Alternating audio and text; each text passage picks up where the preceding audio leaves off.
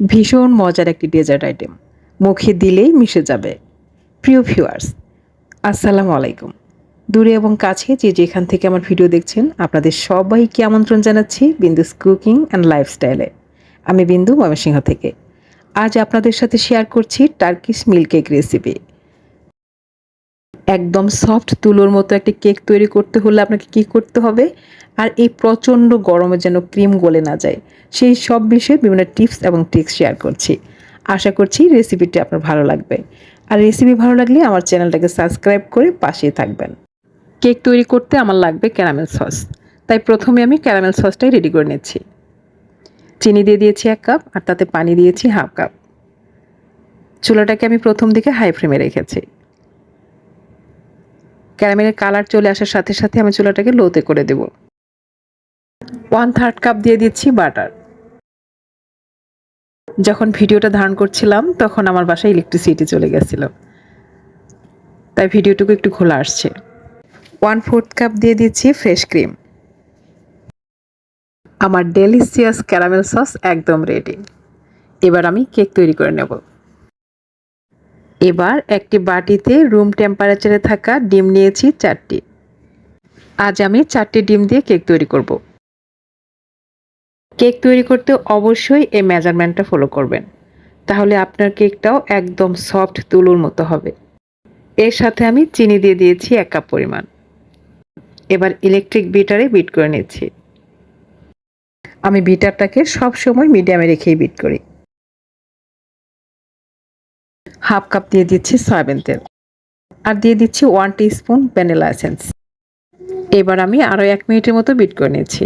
বেশিক্ষণ বিট করা যাবে না, তাহলে কিন্তু ফোমটা বসে যাবে। এই পর্যায়ে আমি একটি চালনাতে ময়দা নিয়ে নিচ্ছি 1 কাপ, আর তাতে দিয়ে দিচ্ছি বেকিং পাউডার 1 টিস্পুন।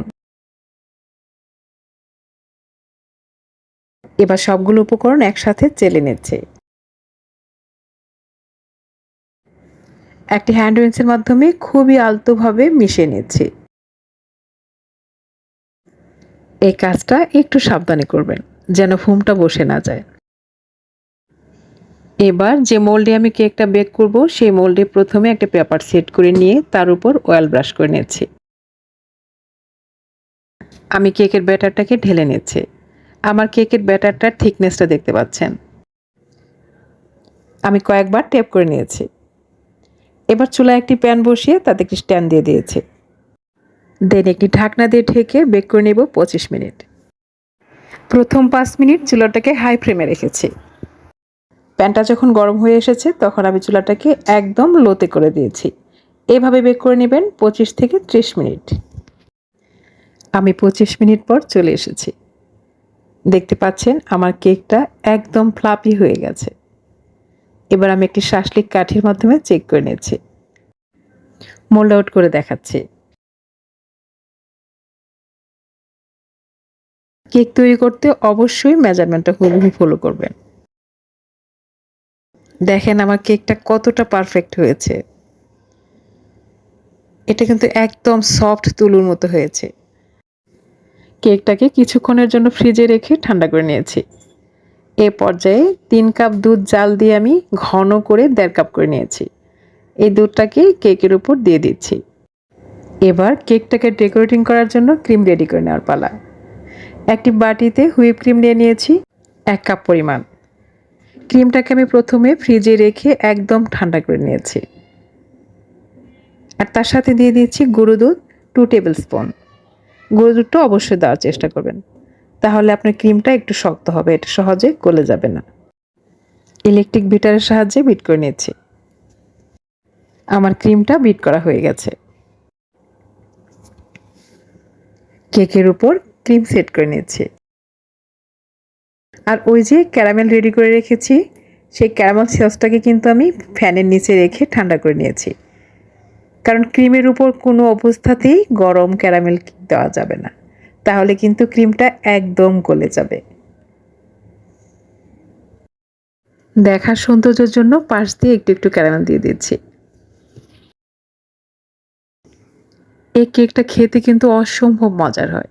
আশা করছি অবশ্যই বাসায় ট্রাই করবেন। বাসায় কোনো অকেশন থাকলে তাহলে আগের দিনই এই ডেজার্টটা তৈরি করে ফ্রিজে রাখতে পারেন।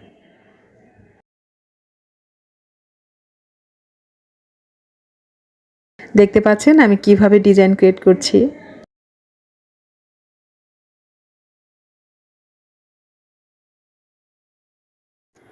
দেখেন তো এটা কতটা সফট আর লোভনীয়।